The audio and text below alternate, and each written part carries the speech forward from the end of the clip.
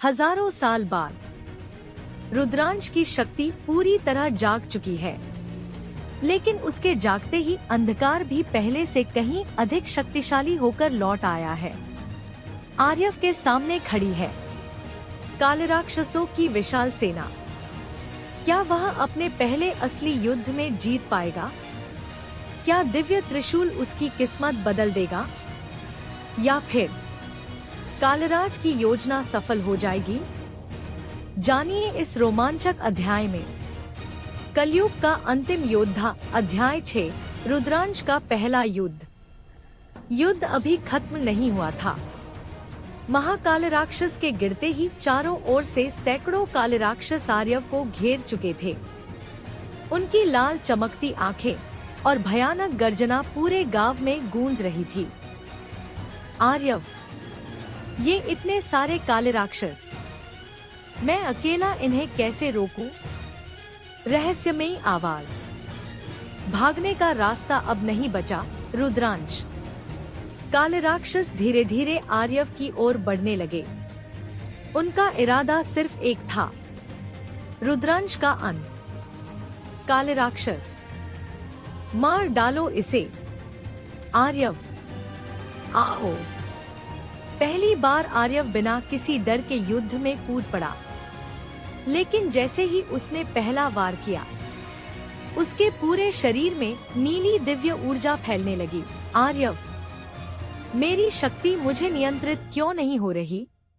नीली बिजली उसकी नसों में दौड़ने लगी। धरती कांप उठी, हवा की दिशा बदल गई, जैसे कोई प्राचीन शक्ति उसके भीतर जाग रही हो। तभी आर्यव के मन में ऋषि की आवाज गूंजी। ऋषि, मन को शांत करो।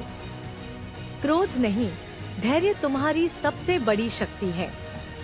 अपने भीतर के रुद्र पर विश्वास करो। आर्यव, मैं कोशिश करूंगा। आर्यव ने अपनी आंखें बंद की।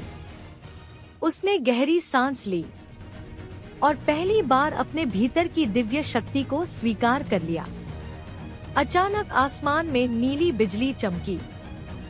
पूरे युद्ध क्षेत्र में एक भयंकर ऊर्जा फैल गई। पहली बार रुद्रांश की शक्ति पूरी तरह जाग उठी। आर्यव, ये ऊर्जा मेरे अंदर ही थी। उसकी आंखें नीले प्रकाश से चमक उठी और अगले ही क्षण उसने अपनी पूरी शक्ति से वार किया। काले राक्षस, असंभव। सिर्फ एक ही प्रहार में दर्जनों काले राक्षस राख बन गए। उनकी चीखें पूरे जंगल में गूंज उठी, लेकिन यह सब कोई और भी देख रहा था। अंधकार लोक में बैठा कालीराज।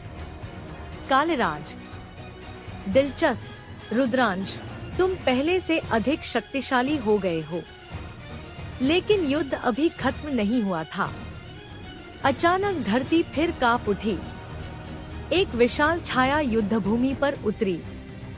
वह था महाकाल राक्षस। इतना विशाल कि उसके सामने बाकी सारे काले राक्षस छोटे दिखाई दे रहे थे। महाकाल राक्षस, अब तुम्हारा अंत निश्चित है। आर्यव, तो आ जाओ। अचानक आसमान से एक विशाल नीली बिजली गिरी। बिजली सीधे आर्यव के सामने आकर रुकी और उसी क्षण आर्यव के हाथ में एक दिव्य त्रिशूल प्रकट हुआ। पूरा आकाश रुद्र की ऊर्जा से भर गया। आर्यव, महादेव, मुझे शक्ति दीजिए। त्रिशूल हाथ में आते ही आर्यव का रूप बदल गया। उसके चारों ओर नीली ज्वालाएं प्रकट होने लगी। पूरा युद्ध क्षेत्र दिव्य प्रकाश से जगमगा उठा। आर्यव, हर हर महादेव। विशाल विस्फोट। एक ही प्रहार में महाकाल राक्षस भस्म हो गया। उसकी पूरी सेना भय से कांप उठी। पहली बार काले राक्षसों ने हार का स्वाद चखा था। दूर अंधकार लोक में कालेराज मुस्कुराया। कालेराज, बहुत अच्छा। अब अगली बार मैं स्वयं आऊंगा। अंधकार फिर से मुस्कुराया। क्योंकि यह जीत उसी की योजना का हिस्सा थी। तभी पूरा आसमान लाल हो गया। एक विशाल रक्तिम दरार खुली। उस दरार के भीतर कालिराज की विशाल परछाई दिखाई दी। कालिराज, अगली बार हम आमने सामने होंगे रुद्रांश। आर्यव, मैं तैयार रहूंगा। क्या रुद्रांश अपने सबसे बड़े शत्रु का सामना कर पाएगा? क्या कालिराज की वापसी दुनिया को विनाश की ओर ले जाएगी, या फिर धर्म एक बार फिर अधर्म पर विजय प्राप्त करेगा? इन सभी सवालों के जवाब मिलेंगे। कलयुग का अंतिम योद्धा अध्याय 7, कालिराज वर्सेस रुद्रांश। अगर आपको कहानी पसंद आई हो तो वीडियो को लाइक करें, शेयर करें, चैनल को सब्सक्राइब करें और कमेंट में जरूर लिखें हर हर महादेव।